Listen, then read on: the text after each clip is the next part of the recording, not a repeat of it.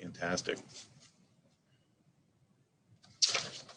It's 9:30, and I think my job, Elizabeth, is to welcome everybody and get us kicked off, so I will do that.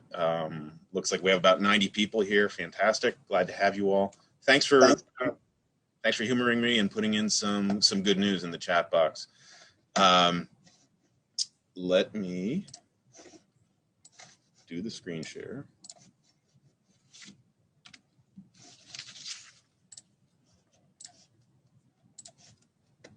Okay, you should be seeing my screen at this point. Elizabeth, can you just give me a yeah? Yes. So my presentation is really just a summary of what we went through last year, just to provide a context for where we are this year. So for those who weren't with us last year, in the produce safety section, produce safety sessions, we had 2 days of discussions. And the first day we received some updates from the PSA. We talked about the NECAFS pre-post test results, OFRR summaries, evaluations. We heard from some growers, we heard from Andre Cantelmo representing some growers from providing their perspective on the year of inspections last year. And then we heard from the FDA about the Produce Safety Research Consortium. We got into some discussion in the first day about what challenges still exist, and a discussion about practices and training and research. And in day 2, we really started by focusing on some of the needs assessment work, the specific needs assessment done by the local food safety collaborative at the National Farmers Union in collaboration with PSA and others. And we also talked about the NECAFS systematic review, which Hannah Doyle led last year. And then breakout, again, we had 2 breakout sessions. We wanted to talk about examples of support that actually resulted in success among a grower overcoming a specific need. And then in the second session, we talked about continuing challenges or existing challenges. And we wrapped up by talking about future work that we might be able to do together. So as a recap on the needs assessment work, really thanks to Hannah's work, we really have now a framework of need and influencing factors that I think will be helpful for our conversations this year. So we can revisit this as needed in our conversations. And we talked about how it can best meet stakeholder needs. And we'll be talking about this quite a bit today, the what, in terms of what is happening, what are the continuing challenges. We had a pre-meeting meeting yesterday among the regulatory partners in the group, where they developed some consensus around what they're seeing in their inspection work and in their enforcement work. What are the continuing challenges they see, and what does it look like, and what does it mean? And we're going to talk about how we can address those needs collectively and in small teams and with new projects or different ways of approaching our work. At the end of the last year's produce safety session at the annual meeting, we had some voting on what some of the key research needs were and what some of the key educational needs were. And this was the result. And that has influenced work this past year. For example, I've been fortunate to work with Betsy Bin and others, Steve Stroop from Wegmans, and on some hygienic design workshops and trying to develop a curriculum that we can get out to the rest of the community to try to address cleaning and sanitizing challenges. We also the other key thing that came out of last year's discussion was the need for something to address aquaponics and hydroponics, and that's influenced where we are this year, as Elizabeth highlighted, in really kicking off a new project focused on that. Another key piece was sharing results of research more effectively, and that's being addressed by an FSOP project that Elizabeth is leading that is intended to bridge that gap that might exist between the body of science that exists in the literature and the practices on the ground, and trying to make that more connected. With that, I'm going to hand it over to Elizabeth to continue the presentation and talk to us a little bit about what the plan is for this year.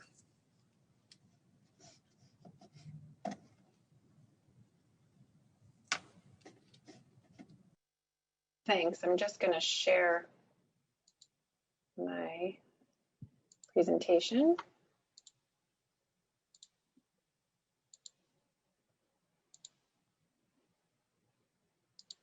Looks good. So can you see it in, how are you seeing it?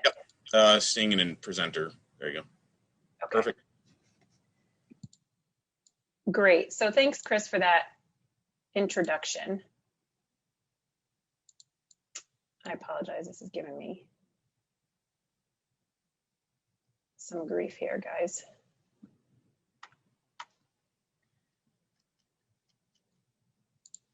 Okay. All right, now we should be good. So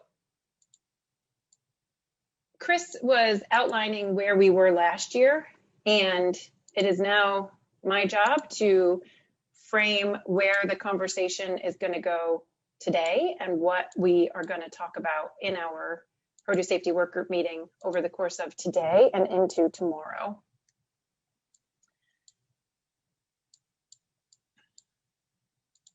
And so, as you've all seen this slide, but I wanted to just bring it up here again and remind everybody that we are a network and that we are made up of all of the members of that network that work within the community of produce safety across the region. And that includes university research, educators, extension. It includes all of our state partners on the regulatory side, all of the community-based organizations, consultants and industry, processors and producers and buyers, our other regional centers and initiatives, the alliances, the lead regional coordination center, and the USDA and the FDA. And we work collectively to enhance produce safety and preventive controls training, education, and outreach among our small and medium-sized farms and small processors in the Northeast. And we do that by achieving the objectives that are in the blue arrows across the bottom of the slide. And the way that this is done is that these objectives are an outline of a collaborative framework. That collaboration occurs because a group of independent stakeholders who are all working on the same issue interact with each other and decide on actions collectively related to that issue. So in other words, all of us who are independently educators, regulators, researchers, industry, growers, processors, buyers, federal partners, we come together to brainstorm and support our specific goal of implementing food safety practices in the Northeast region. And addressing an issue collaboratively is not only intended to prevent the duplication of effort and fragmentation of approaches, but it also results in a more comprehensive response, since that response is formed by all of the knowledge and the perspectives of our network members, and therefore that response is integrated and interdisciplinary. And so I just want to point out that getting to that point of integrated and interdisciplinary action is a process, it's a continuum, and it takes time to develop a collaboration.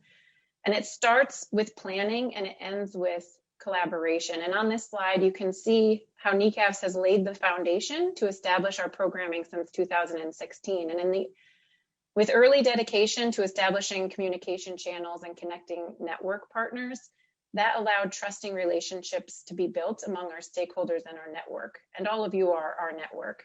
And forming those relationships facilitated information sharing and more coordinated work such as co-teaching trainings. And then from there, the network members became more comfortable sharing honest and candid perspectives during work group meetings. And so this is where we are right now.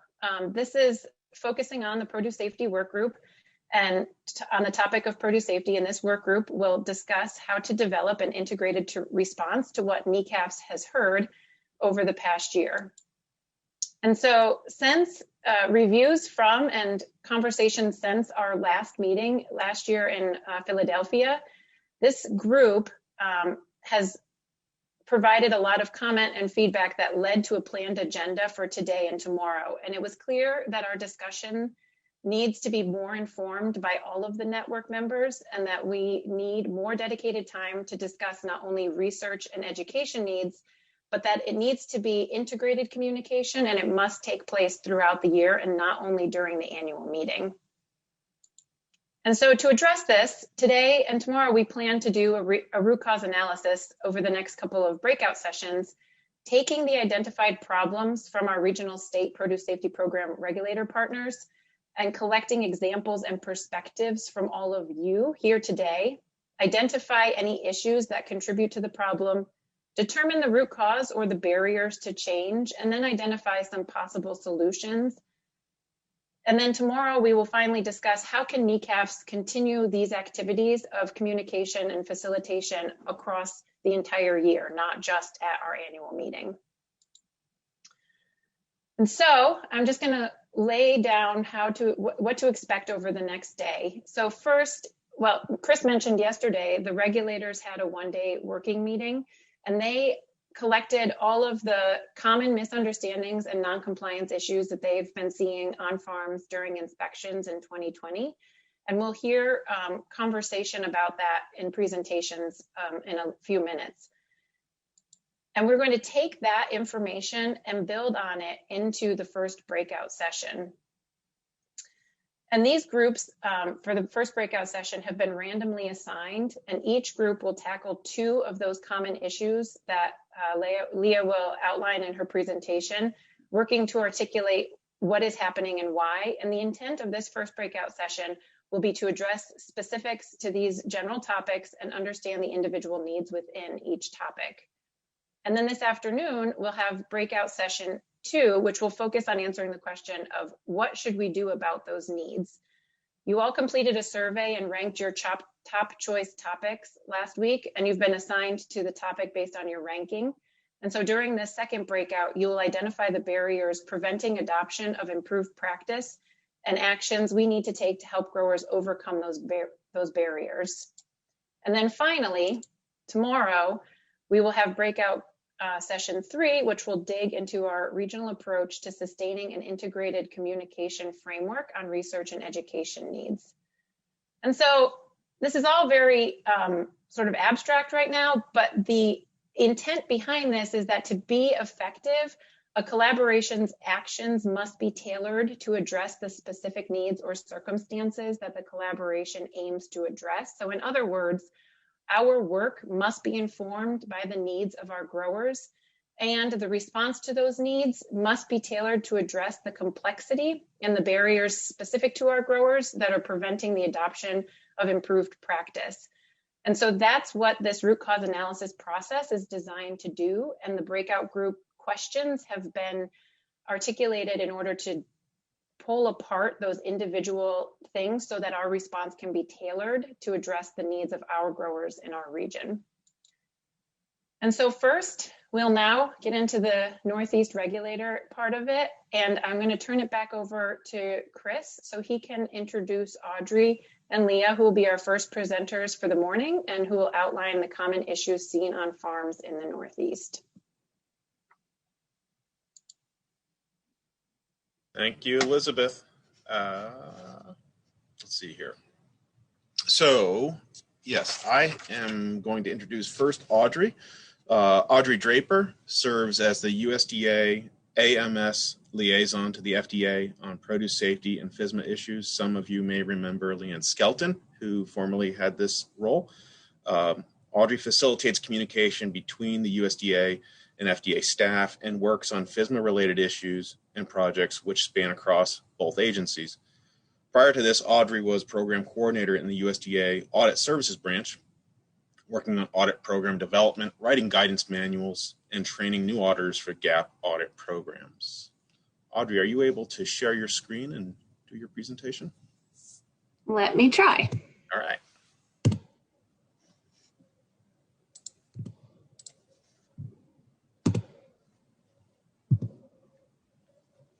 Is that working? Perfect. Thank you, Audrey. Awesome. So thank you all for having me and for letting me talk a little bit about our gap audits and the regional data from the Northeast. I'm also really excited that to be joined by the other speaker, Leah, for this, as she is here to talk as a produce safety regulator, but also is the head of the audit program in Maine as well. So she has a lot of good perspective on both sides of the inspection and audit. And I fully encourage her to jump in where she sees fit as I'm talking. Thanks, Audrey. Go ahead. So our USDA audit program, just a quick background for those of you who aren't familiar with it, it was established back in 2001 in response to industry request. It was, we were approached at the USDA to try and help growers demonstrate that they were following food safe practices on the farm. The program itself has grown a lot. We have a number of audits which fall within the USDA GAP audit umbrella, and I'm going to focus here today on 3 of them, the 3 most common. It's our USDA GAP and GIP audit. It's the original audit that was developed way back in 2001. Our Produce GAP's Harmonized Food Safety Standard. This is the audit that was developed in conjunction with United Fresh and a number of industry and academic partners to sort of be, the one audit that would be accepted by everybody. We're still working on that, but that was the intent of this audit. And then the Harmonized GAP Plus audit, which is our newest audit within this umbrella, and that was created to achieve GFSI recognition. So as I said, there are these 3 different types of audits, and they serve different purposes for a grower.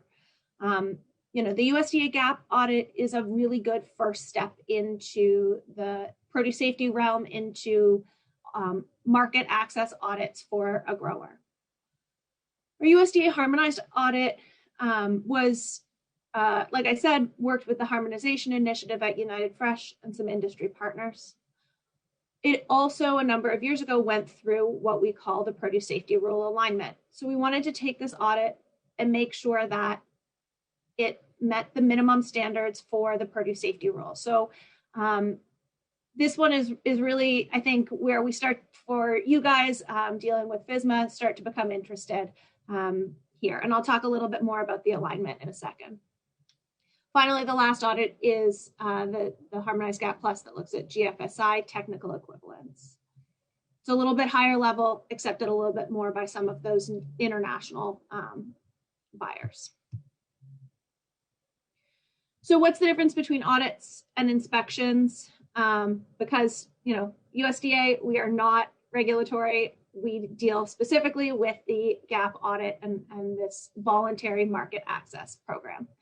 So audits, and I do want to be clear here that the USDA is not the only people offering GAP audits.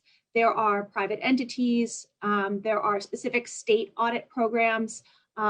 So I just want to be clear, I'm going to talk about USDA audit data, but audits themselves are a group that's offered by a number of different operations. So audits, they're voluntary, they're typically fee for service.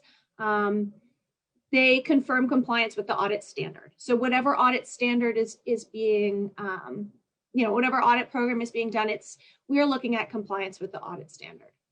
That means buyer and industry requirements, and for some audit programs, that means compliance with requirements of the Produce Safety Rule as well.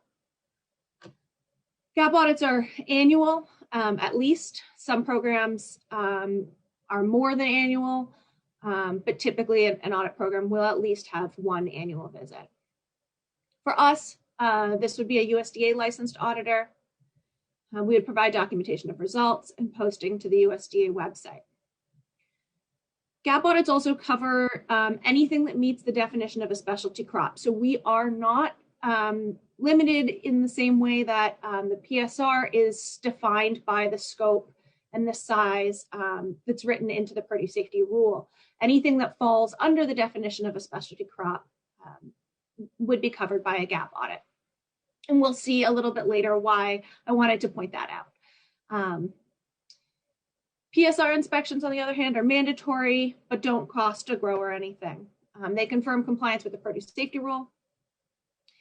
Depending on the state that somebody's in, they may receive an inspection every year, or they might receive an inspection every few years. This is done by a state or an FDA inspector. And as I mentioned before, their scope is defined by what's in the PSR. So those crops that are considered covered and the exemptions and exclusions that are written in based on size and sales.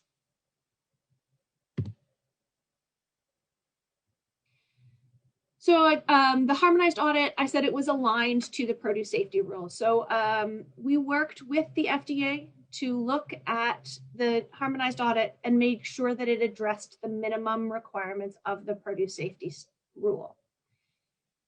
You know, some of this relied on us adding requirements to the audit, but a lot of it relied on language, including as directed by prevailing regulation. So you'll notice if you dig into the harmonized audit, that a lot of the questions say as directed by prevailing regulation. If a grower is subject to the produce safety rule, then we would apply those requirements there.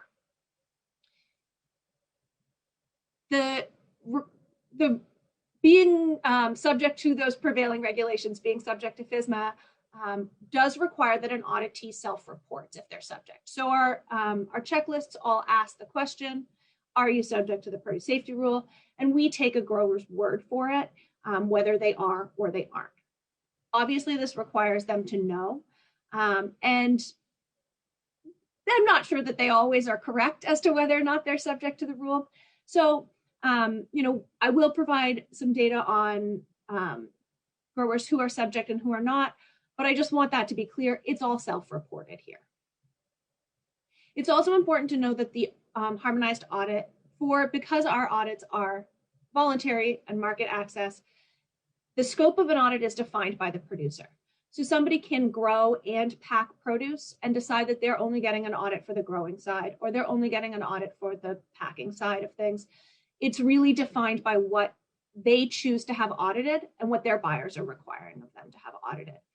So just because an entity, it does have a USDA GAAP audit, it is important to recognize that it may not cover their full scope. They also get to choose, you know, which crops are listed on the certificate. They can exclude specific things, include specific crops as well.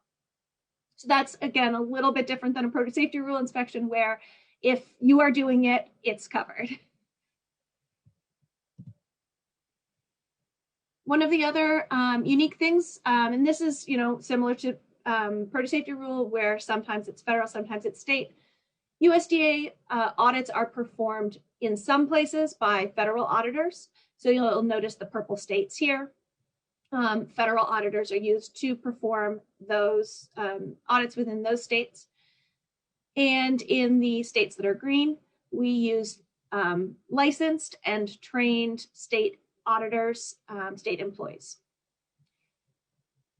These state employees sometimes perform multiple different roles, roles within produce safety. So they may be produce safety inspectors. They might be auditors for a state audit program. They might be inspectors for non-produce safety programs, so eggs or other programs like that.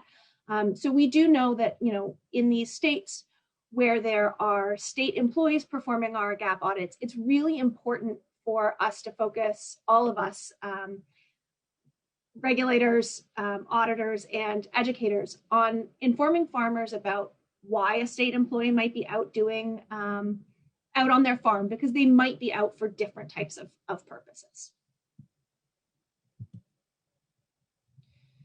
So I wanted to bring you some specific data about the Northeast. This is for fiscal year 2020. So that ended back at the end of September of last year.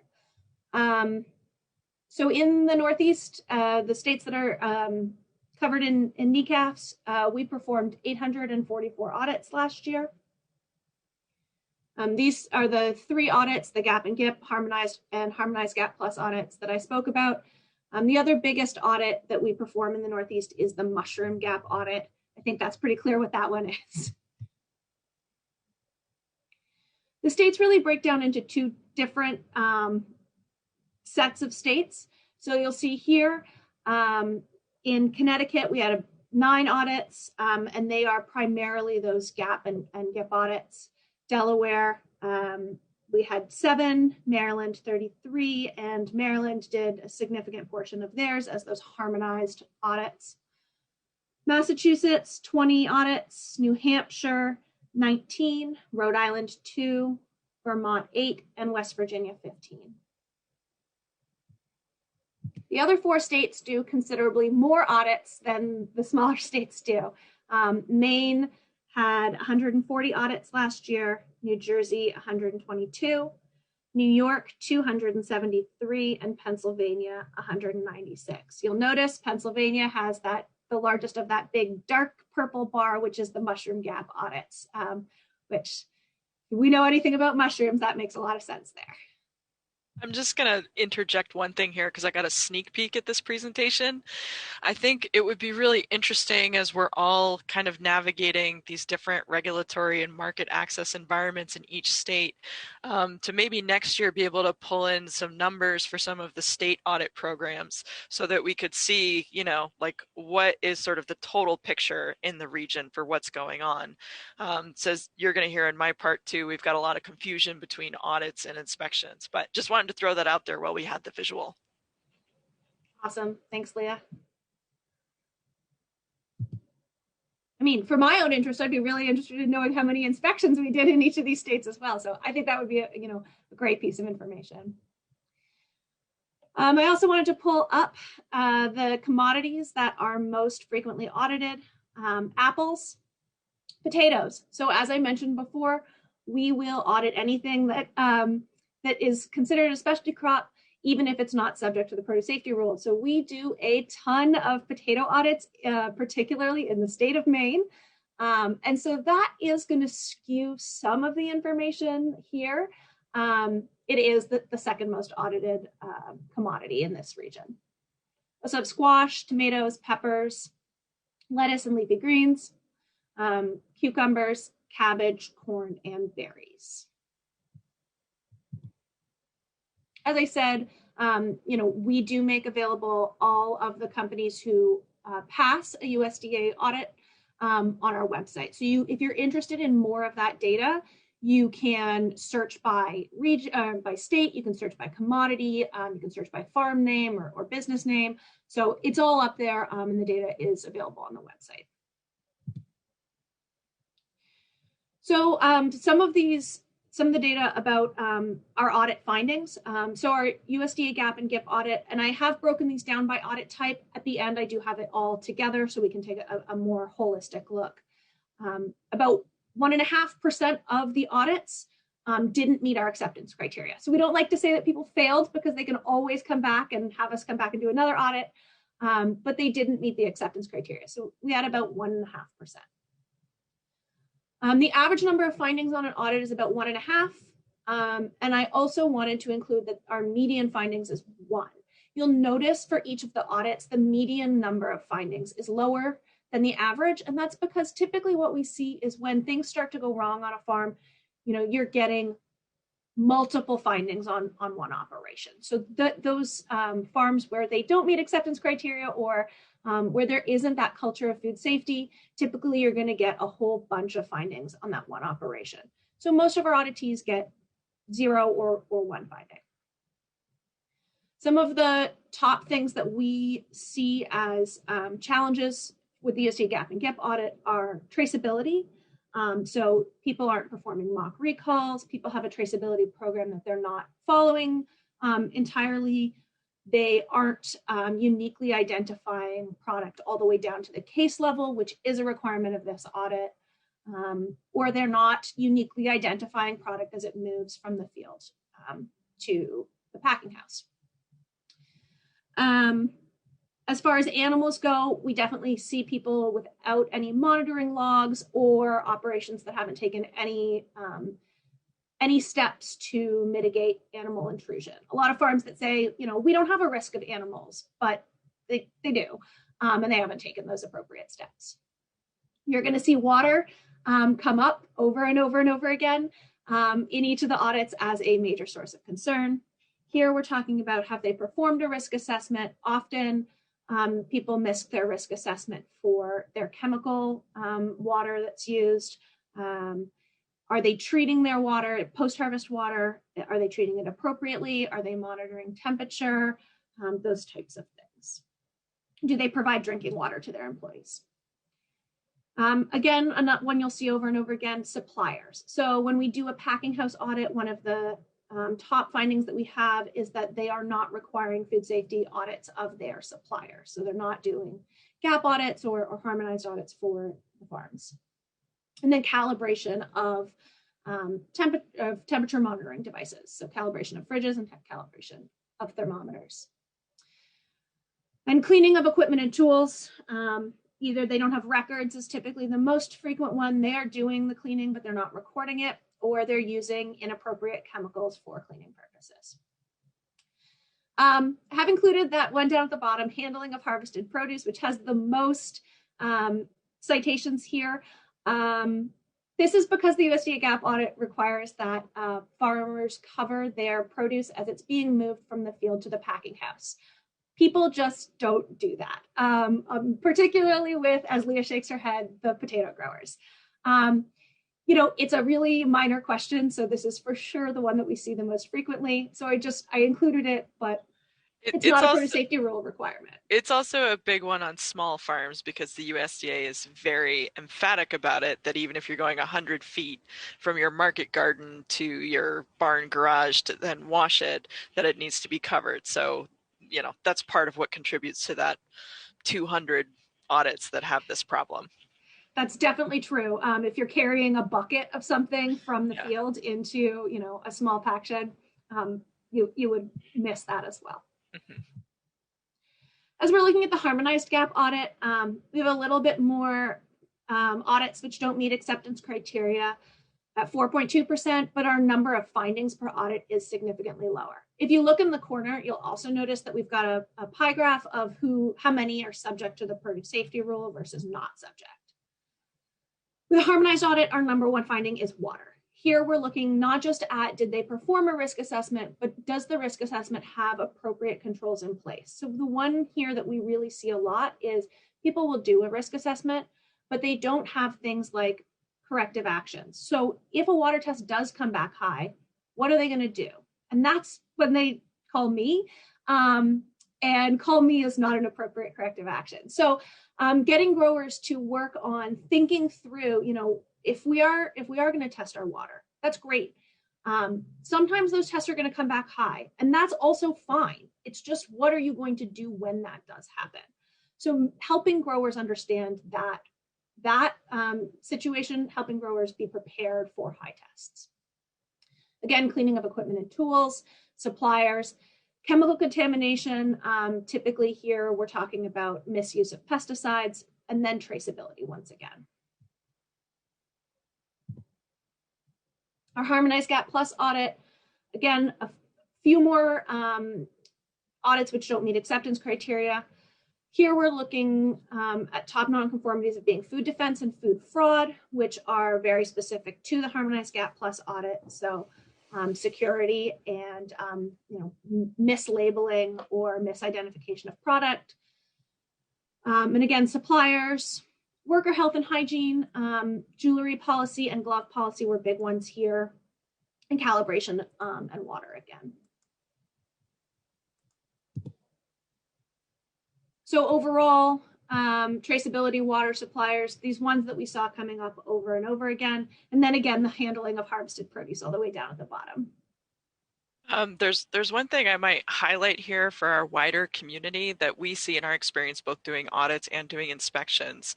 It's going to be a through line to the next part too, is that some of these things that people have nonconformities in are based on having sometimes an unfamiliarity with the actual food safety concept. So how do we do a risk assessment?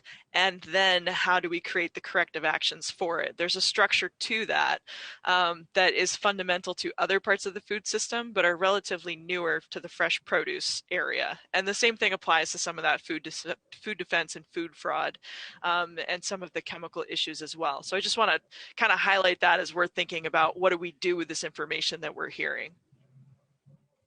Yeah, thank you. For those of you who use our audit programs, I just wanted to, or work with farmers who use the audit programs, I just wanted to bring to your attention that for 2021, we are continuing to make available funds to cover harmonized and harmonized GAP Plus audits. It's a really good program, particularly for those small farmers for whom the cost can be a barrier. Lucky for you, all of your states are covered by these RMA funds. So if you've got growers who are interested in doing, having a GAP audit, those are covered if it's harmonized or harmonized GAP Plus by these RMA funds. They are only available to farm owners, or to producers, and it covers their audit cost, including up to one failed audit. But after that, we got to put the line down somewhere. And again, another thing of interest for those of you who are familiar with the programs, we did release new audit checklists yesterday. So if you were waiting for this year's audit updates, they are now live on the website. So from there, I'll turn it back to Chris. Thank you so much, Audrey. Really appreciate the overview. I think we'll hold questions until after Leah's presentation and do them jointly if that's okay with both of you. Next, I would like to introduce Leah Cook. Leah is the Food Inspection Supervisor for Maine's Produce Program. She runs Maine's Fisma Psr program. Her team does GAP audits, commodity crop inspections, and PSR outreach, education, and inspections. That's produce safety rule. Leah grew up on a farm and has been working in Maine's food system in a number of roles for a long time. Welcome, Leah. Thanks, Chris. Yeah, I've been kicking around for a while, so you guys will not get to hear too many anecdotes today. All right, so my part today is to share with you some of what we kind of came together as the regulators when we put our thoughts together. A big takeaway for all of us from last year's NECAFS was it really brought home to us how much context-rich information we're getting from doing inspections now that the programs are actually underway and we're dealing with multiple sizes of farms in lots of different, it may be a first-time inspection or a follow-up inspection, a routine inspection. And so it really kind of highlighted to us we need to find a way to bring a lot of that context and insight that we're gaining to the wider group so that we can share that with our different educational partners or our different produce partners and hopefully be moving in the same direction as we're all trying to further what we're doing in produce safety. We canvassed ourselves on some questions, but before I move into those slides, I just want to put something in your brain to think about as we're going through this. I want you to think a little bit about how we would approach doing education with the produce sector if we were thinking about it like vocational training or workforce development, or if we were building the foundational skills, the actual skills building for an industry. And we'll come back to that at the end, but you guys have tons of experience with this, and I think everybody on this call has either been through a training as an employee or had to train someone else. So just put that in your head as we go through. All right, so what we did is we have 12 state regulators. We asked ourselves 3 questions. What common misunderstandings about food safety or the produce safety rule did farms have in 2020? What were the most common non-compliance issues that we bumped into during inspections? And then what types of technical assistance do we see a need for in our states? So then we took that and we kind of bucketed our responses. This is fairly informal. It's not the same kind of reporting by citations that we do for the FDA, so it is a little bit more situational. And we're going to go through this and not spend too much time on this slide, but we're going to help you understand how regulators see some of the prioritization of this. So even though record keeping might look like it's right at the top, for us, it's not necessarily where we want to devote the most effort in the shared community. So we'll dig right in. Some of the common misunderstandings that we bumped into, we see as opportunities for either education or communication. So our top issues, we're going to go through and give some examples on all of those. We've got cleaning, sanitizing, and food contact surfaces. We've got our audits versus the produce safety rule, which we'll talk more about, who the produce safety rule actually applies to, record keeping, and hand washing. And some of our grab bag of runners up here down on the bottom, some of those general water requirements vary state by state, so they didn't make the top cutoff. We have continued confusion about antimicrobial washes, thinking that we're washing the produce with it or not understanding how to monitor that in the water, which is an echo of what Audrey was saying about some of the water issues that we see with audits. Visitor policies, I think anyone in the breakout room who's a regulator can probably tell you some of the things that we bump into with how farms understand or do not what a meaningful visitor policy is. And then we've got some general things about how we're handling our harvested produce, dropped produce, some pest control concepts, and thinking about, do we actually believe that dogs are a risk for food safety? I think everybody on this call has probably bumped into some skepticism on that one. And is contact with the ground actually an issue? But as we dig more into our top 5 misunderstandings, here are some real kind of nuts and bolts of what this means when we run into it as regulators. We find farms who do not recognize when cleaning is adequate or not. So we're coming as inspectors and we're saying that, that's not adequate cleaning. And so you need to either look at what your procedure is there, or you need to take corrective action on it. We see confusion about the differences between cleaning and sanitizing, as well as not necessarily understanding the purposes of cleaning and sanitizing as those separate functions. We see folks not necessarily being able to identify food contact surfaces versus non-food contact surfaces, and then also not necessarily identifying all the equipment or food contact surfaces or non-food contact surfaces that need to be cleaned or sanitized according to the produce safety rule. So coming up with what's my master list, which is something that in a lot of gap audits you have to do, is what's my list of all the things I need to clean and what's the frequency for it. So there may be some overlap there. We see confusion about what equipment to include on our sanitation logs, and then also not necessarily understanding what frequency cleaning should be happening at. So that may be more specific and individualized to what that surface is. And so then that may inform how we're doing our delivery of some of this education or teaching on these topics. Lots of confusion about audits and the produce safety rule, and I think everyone who wears multiple hats with this has run into this. A lot of farms assume they're going to be compliant with the produce safety rule if they pass their audits. They assume that the scope of their audit is going to overlap with the scope of an inspection, and they're surprised when it doesn't. Their records may be partial. They may be compliant with Fisma requirements for the crops that they're audited in, but not include all of the covered crops under the produce safety rule. So it's not a total overlap there.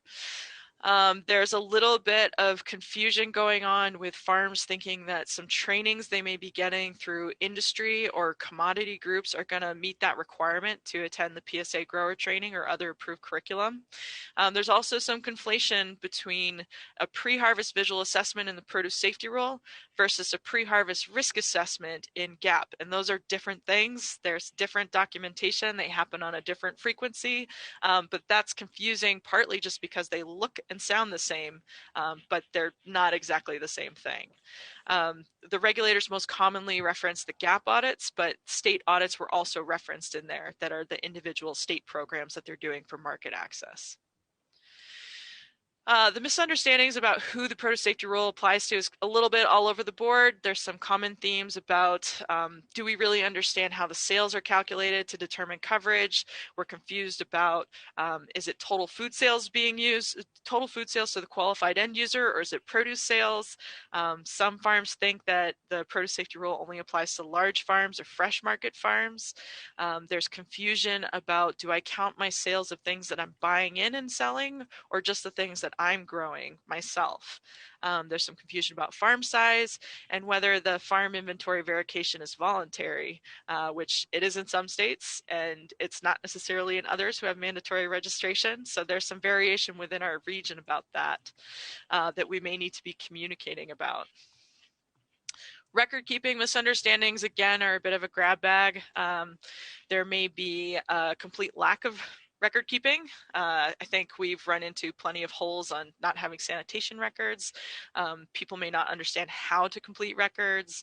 They may not know what records are required. They may want to show us pesticide application records or field activity logs, which might be something they need for their organic inspections or their gap audits, but it's not really part of the produce safety rule. And again, we talked about some of those audit records not including everything they need to comply with the produce safety rule. With hand washing, we've got some general misunderstandings about when hand washing should occur. Usually there's just a couple instances that are missing. And then there's often confusion about whether people understand that those instances when you have to wash your hand also apply when you're out in the field. And that relates a little bit to our hand washing stations that you're going to hear about in a minute. During COVID, there's been a bit of a lean back towards relying on sanitizer instead of hand washing with soap and water. And so there's a continued need to be kind of emphasizing that difference there, that it's not a substitution. And then there's some misunderstandings about when do those hand washing stations need to be supplied and how close to what's going on. And that is pretty context dependent. It's some situational assessment there, but there's some confusion there. So if we pull out some takeaways from this for education, there's a couple things that we would highlight here. So one, the biggest education need that we see as a regulator community to start off with is for sanitation technical assistance. We still need training in kind of all of those sanitation fundamentals. So building that body of knowledge, that's kind of the underpinning, that's the foundation. And then we also need some applied and operational sanitation technical assistance. So, what do I do with this particular piece of information? We can't just come up with a rule of thumb for the frequency with which you should be cleaning and sanitizing something. That's very dependent upon what you're doing, what the commodity is, what's the surface, etc. So there may be a need to actually get in there and roll up our sleeves. We definitely all need to be communicating clearly to our auditee groups, given that we have so much difference amongst the state about how we're handling that, what the overlap is, or how aligned or separate the audit functions and the inspection functions may be. Whatever our group is, we probably need to continue messaging so it's very clear within our state what they need to do. And then the record keeping, this is something that the regulator community doesn't necessarily feel a need for more templates for, but we do see a need to address some of this confusion through our inspection approach, but possibly also through some one-on-one farmer coaching. So again, how are we doing that kind of customized, let's work with you to operationalize this and make sure you understand the program that you're running. And I think Audrey would probably echo this, that in the audit world, there's lots of templates out there, and a template will get you part of the way, but if you don't have ownership and understanding of what's actually in that food safety plan and those records, you don't understand what the food safety requirements are, and it's going to fall apart at some point, or you're going to lose pieces off the edges. So again, that's a bit of an approach recommendation. As we dive into the non-compliance issues that we have been seeing in our inspections, again, I'll go through the top 5 with examples, but some of those runner-ups that we get into, the ag water, again, this varies by state in terms of what's going on. So there'll be a couple things in there about water system inspections. There's not so much looking at water tests yet, but I think all of us who do audits anticipate that that's probably going to be a big area that we're going to be ending up with some non-compliances, because it's the biggest thing that we deal with in Maine for gap audits. We've got a bit of a grab bag of miscellaneous hygiene items like not enforcing designated break areas, food and beverages being stored in produce coolers, unclear hand jewelry policies. And when I saw some of these responses from the regulator communities, these sound very similar to audit requirements. And there's pieces that I've seen in audits that people may be missing this one piece. But if we start getting into designated break areas, that's language that is more similar to audits than it is to the produce safety rule. So that's one of those pieces as we think about how do we address some of this confusion about audits and the produce safety rule, we might want to dive into some of those. And then there's generally always things about hand washing, handling covered produce and critters outside. So as we get into our top 5 non-compliance issues that we've seen in record keeping, like I said, we do bump into places that just have no sanitation records. We bump into then having missing pieces of sanitation records. So not having all of the surfaces that they're cleaning, and so not documenting that they're cleaning it, or possibly not cleaning them at all. Missing name and address on a farm is such a minor thing, but I'm sure every regulator on here is probably nodding or rolling their eyes of like, I run into that all the time. We run into missing supervisor reviews quite a bit, and a bunch of other states reported that as well. And then there's been some worker training record issues. And in the breakouts, you can ask more specifically about that because I didn't have a ton of detail on it in our kind of collated feedback. When we get to our cleaning, sanitizing, and cleanability of materials, so we've bucketed this again. We run into materials being used as food contact surfaces that are not cleanable. So maybe wood, maybe carpet, maybe cardboard duct taped onto something for cushioning. Like these are things that we continue to bump into. We run into equipment design or condition that's not easily cleanable, which is a little bit different than the materials it's made of. Sometimes it's the design itself, the way that it's constructed, it's not easy to get to, or maybe it's corroded and pitted and it needs some maintenance and repair there. We run into straight up inadequate sanitation. So we look at the thing, it's got accumulated organic debris, and whatever their SSOP is, it's not really cutting it to address that. Kind of a theme that's come up has been some harvest knife sanitation issues. And so that can run the gamut from how are knives being handled? Are they being cleaned and sanitized? How are they being cleaned and sanitized? How are they being stored? What's going on with the sheaths? If people have sheaths on their belts, that might be something that is specific, but it is one of the major tools that we use when we're harvesting produce. So that might be something for our educators to consider working into when we're talking about equipment, because we know that the definitions include knives as equipment, but is that what a farm hears when they hear about, oh, where's your sanitation logs for your equipment? So just a highlight point there. We run into tons of stuff with the inappropriate use, dosage, and monitoring of sanitizers. So questions about, is this food grade, is this non-food grade? What's the concentration that we're using? Is it appropriate for my wash, my direct use on produce, or my food contact surfaces? And those are not the same in most of these cases. And then how are we monitoring it? And do we actually understand that? And what's the frequency that we need to be monitoring it with? And again, that was something that Audrey highlighted in some of the audit findings that comes up, particularly in the post-harvest. We've got worker training issues. So workers are not necessarily getting training not necessarily adequate training in handling covered produce. They may not be getting the training specific to their jobs of the different parts of the produce safety rule. And that's one that's kind of tucked into the regulation. So unless you give a grower an idea of like, what does that mean? You're like, yeah, of course I train them in their job. I train them how to harvest stuff and whatever else, but you're not necessarily training them in the part of the regulation that the regulator is going to be inspecting for.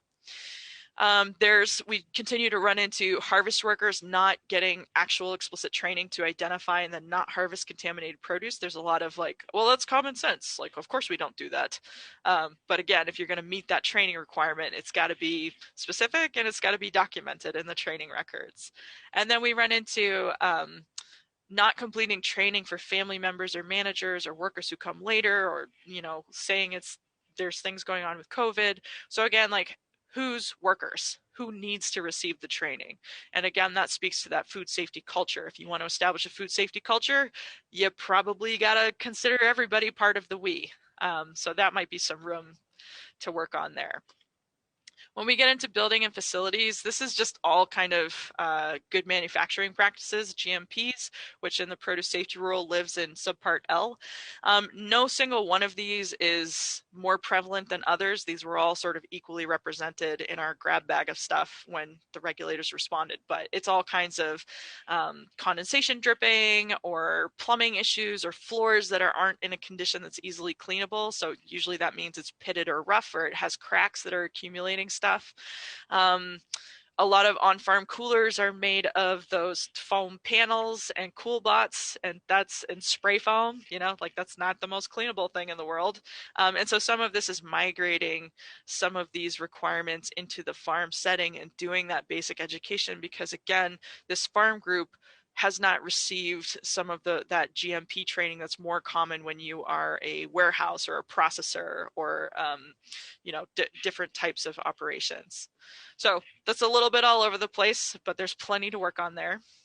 And then Leah, yeah. Can I just jump in on that one? Yeah, I will say it didn't rise to one of the top issues for us as far as nonconformities, but dripping from condensation for us is the number one issue for failed audits. That will condensation that is dripping directly onto produce, which is then being sold, is the number one reason that we have failed audits immediately. So that's a big one.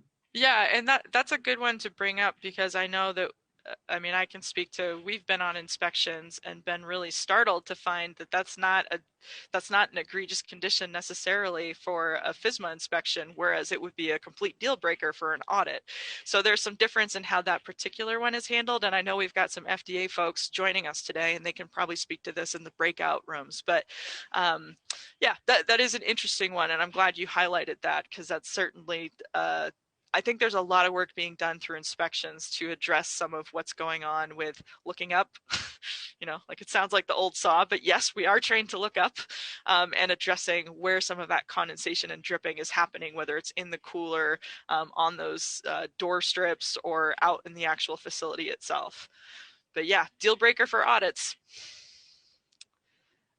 In hand washing stations, we have just a couple different types of things going on. They may not be present at all. They may not be in close enough proximity. Again, that's a bit of a situational assessment going on, or they may not be properly stocked with supplies and clean water. So this is kind of a routine thing that we get at, and it's a huge emphasis point for audits as well. So, we go check toilets, we check bathrooms, and that's true whether you're on the audit side of the house or the inspection side of the house. We bumped up the ag, water, and noncompliance issues. Again, remember this varies between states in terms of what's going on while Subpart E is delayed. But there's some noncompliance issues around not inspecting water distribution systems, or not doing records of water system assessments, not having their water test results, or certificates of compliance for things being used in hand washing or ice or municipal water. I think we're going to see more and more of this as we get into Subpart E. It certainly is a huge issue for those of us who do audits, as Audrey said.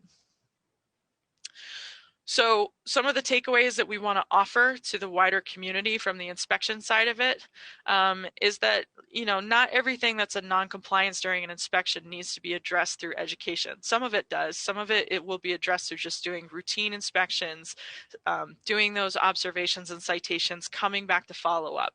So record keeping, we think, is something that's likely to resolve itself through some of that routine process for folks who are inspected.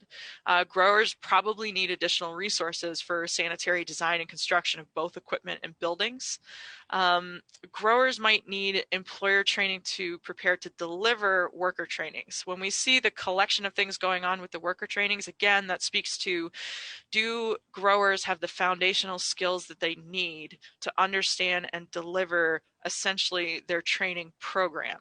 Whether they're outsourcing it or not, a lot of what we've seen for educational resources may have been focused on, let's provide the PSA grower training to multiple different types of parties, but that's different than an operational resource that a farm is like, I just need something in another language that I can train a worker with.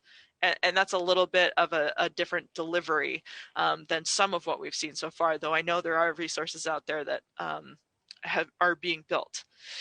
There's a need to build some general familiarity with Subpart L, so that facilities and building part of it, which is, again, those core kind of foundation concepts of the good manufacturing practices in the produce sector. We need to move some of that knowledge out to the growers.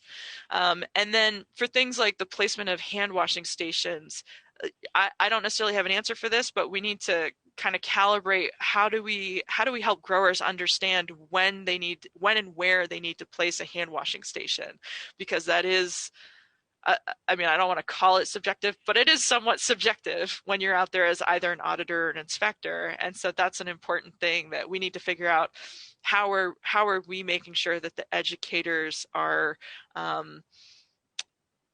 attuned to what the inspectors are doing and vice versa, so that the growers aren't getting conflicting information, because there's nothing that's hard and fast about like how far away can my hand washing station be from my toilet facility, you know, or how far, like when do I need to have a hand washing station that's out in my harvesting area versus, you know, back at the central area where we're bringing product. So we can talk more about that in the next day and a half. When we get into technical assistance needs, again, I'll work through those top 5. We've got just a little bit here and there about, we have farm definition questions, which many of you have heard about, but as we hear, people are confused about what the produce safety rule applies to. You know, this sort of comes back to how do we kind of meet that need to try to clear up that confusion.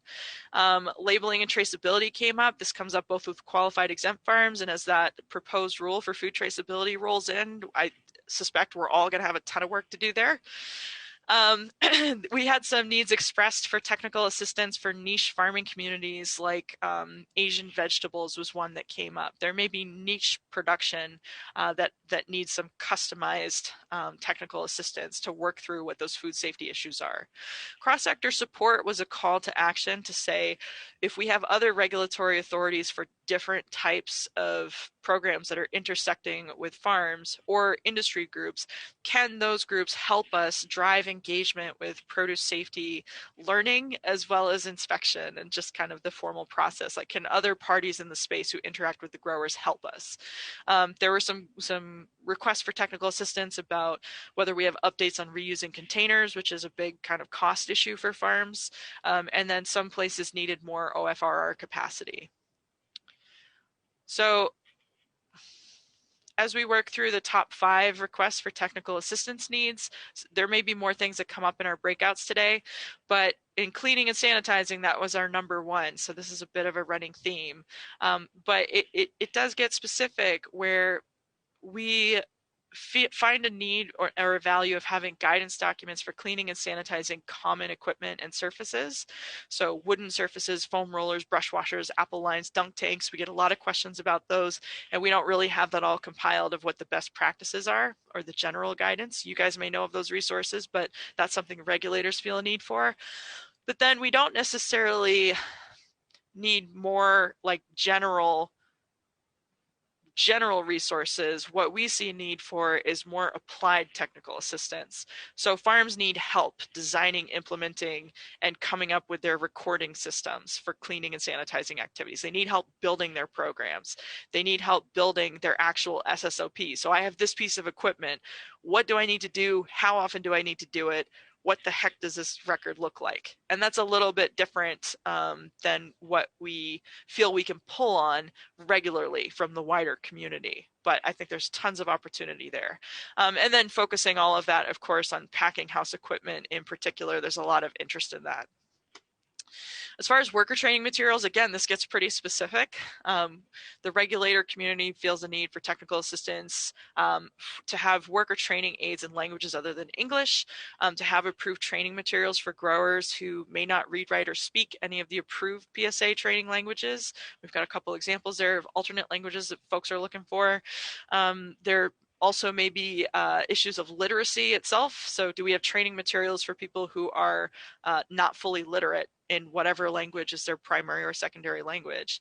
And then having the multilingual basic food safety curriculum materials for farms to use with their workers, which I mentioned before. So I'm a grower.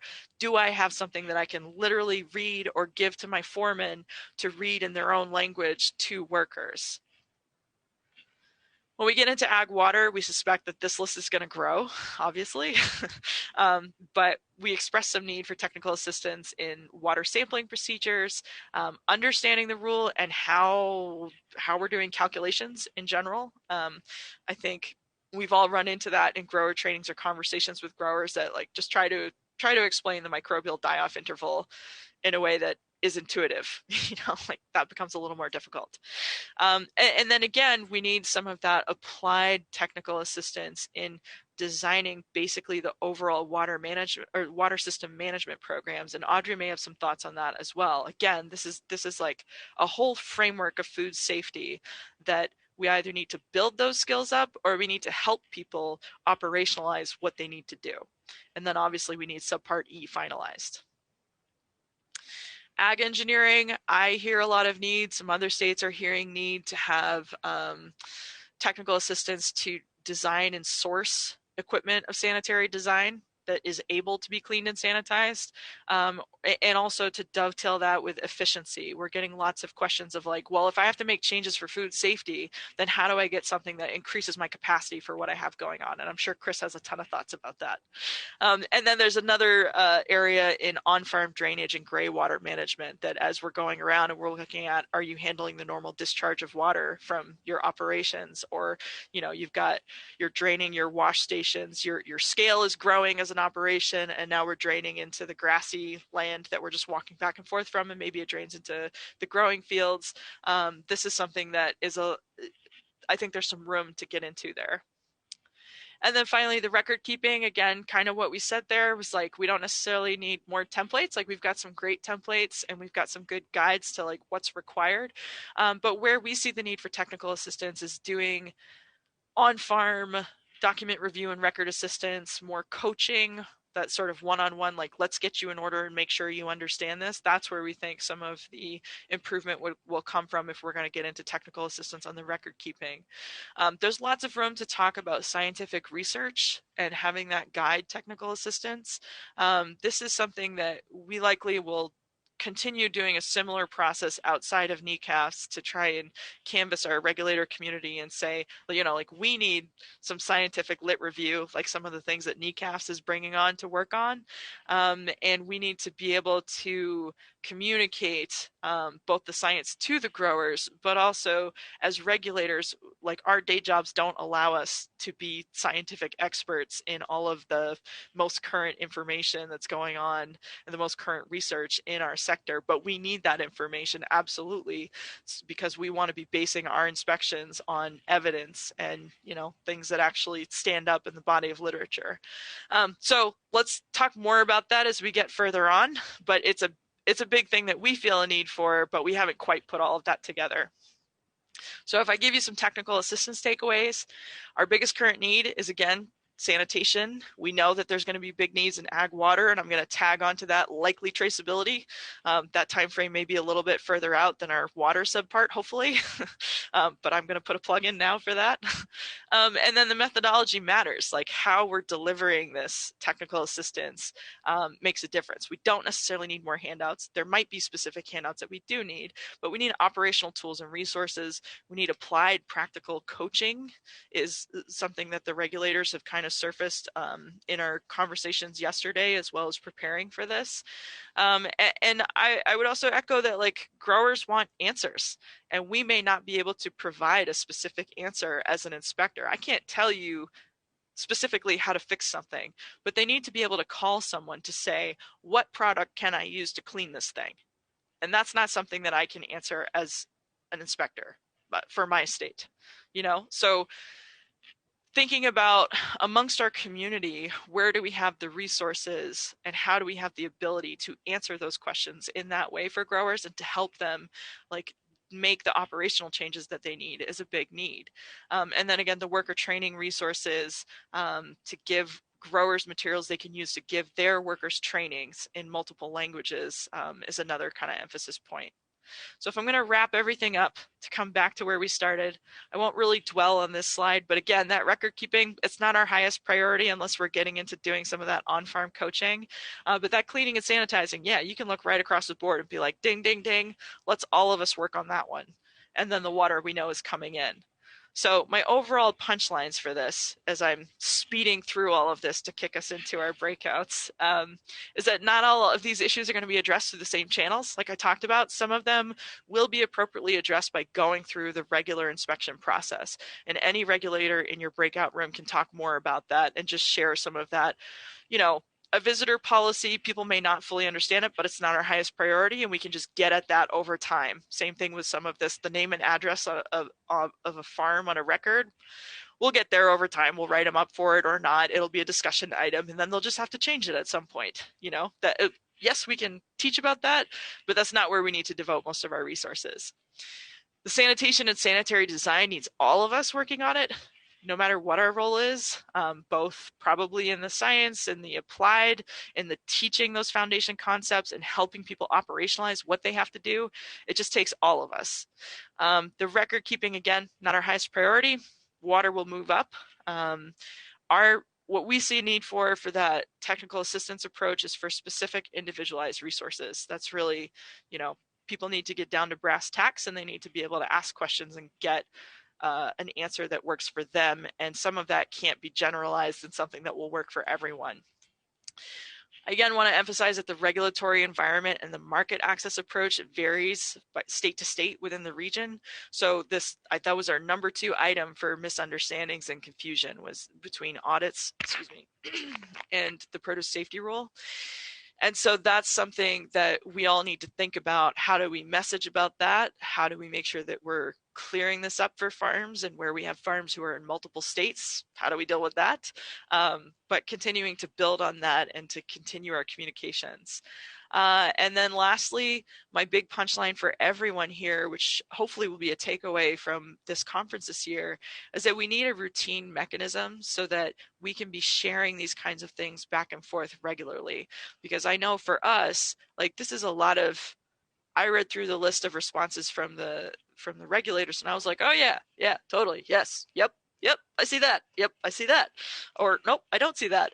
But those are the kinds of things that, unless you are in our role, you don't get to see both sides of it, of both what do people not understand, and then what are some of those non-compliance issues that maybe the farm's prioritization, or they don't have the resourcing financially or staff-wise to make those changes. We have different channels to work on those, and we're in a pretty lucky position in some ways as regulators to be able to see that. And so we want to work out how do we return that to the group so we can be collaborating together and really make some headway on just building up the professionality and the empowerment and the knowledge of our whole producer community. So I'm going to leave it there, and I'm probably over time, but thank you for listening. Thank you so much. And Leah, I know that was great. And it's fine that you're over time, because it laid the framework really nicely for the first breakout session, which is what we're going to go into next. So I'm sharing my screen again. And I just want to highlight that, so we just heard the presentation from Audrey and Leah, which sort of outlined those top priority areas of challenges seen on farms. And so now that has been identified from the regulatory and audit perspective. And so now we are going to move into the first breakout session. And from here, the first breakout session is intended to let you guys get comfortable with the content. And so what we've done is we have 10 breakout sessions. Leah's presentation outlined 10 different topic areas of common misconception or misunderstandings and non-compliance issues. And so each of your breakout groups will tackle 2 of those topics. And so what you'll do is you'll first get comfortable with the content, have conversation, share, and the goal of this breakout is to share your own experience, have conversations between regulators and educators, the growers, the community-based organizations, everybody who's in this meeting, and gain that understanding of perspectives from everybody else who works with growers in different capacities. And so we just had this presentation that outlined what the inspectors have been seeing and where their concerns are and what priorities. And so it'll be great to have a 2-way conversation, 3-way, 4-way conversation so that others in that group can share your perspective. What are you hearing from growers? What are the concerns that you're hearing? And the idea with this first breakout group is to illuminate all of these categories with all of those perspectives, with all of those examples. And that's really what we want you to do within this first breakout. And so please don't be shy. Please contribute to the discussion. And the other thing I want to mention is that there is a Google Doc that the facilitators are going to share with the group. They're going to put it into the chat box so everybody can click on it and open it and see the questions and the discussion as you're going through it. And I would like to please have each group have somebody or 2 people volunteer to be note takers. This is really imperative. The facilitators have a big job, and I want them to just focus on facilitating the conversation. So please don't be shy about volunteering to be a note taker. And also keeping track of time. So this breakout session will go until 11:30. So please make sure you're dedicating about 20 minutes to each of the 2 topics that you have. So please just keep track of time, help our facilitators by taking notes, and please get involved and join the conversation. And so with that, we'll go into our first breakout groups, and thank you so much and enjoy the group discussion. So I'm okay, guessing great. It's stable. Yep. So thanks everybody, welcome back. I just wanted to quickly wrap up that session and then tell you what's next and what to expect in the afternoon. So right now on the agenda is the virtual poster session. And so I'm sharing my screen right now, and you can see if you're on the conference portal, there's a poster hall tab. And if you go there, you can see all of the posters. And if you click on a specific poster, you'll take you inside of the portal and scroll down, and there are these little tables and chairs that are activated. So you can go in and visit with people who are looking at the poster. Some of them, the poster presenter is going to be there. They'll be live and they'll be able to talk to you about the poster. Some of them, they aren't able to be there, but please take the opportunity to go, and you can sit down at these tables and chat with other people. And that is going on for an hour. And then lunch is sort of at the same time and immediately after, and we'll return into this exact same Zoom room at 1 o'clock for continued produce safety work group activities. The afternoon, our breakouts are going to be the ones that are pre-assigned based on the topic you chose in the survey. And so if you could either stay logged into this Zoom room, but just turn off your cameras and mics when you leave, or come back a little bit early and then continue to eat lunch, because Perform Media has to assign each of you individually into those breakout groups. And so that'll take them a bit of time. So to make that easier for them, if you could either just stay in or log back in and then go get your lunch and then just come back when we start at 1 o'clock, that would be helpful to them. So with that, I'll let you all go and we'll reconvene here at 1 o'clock. So thank you very much.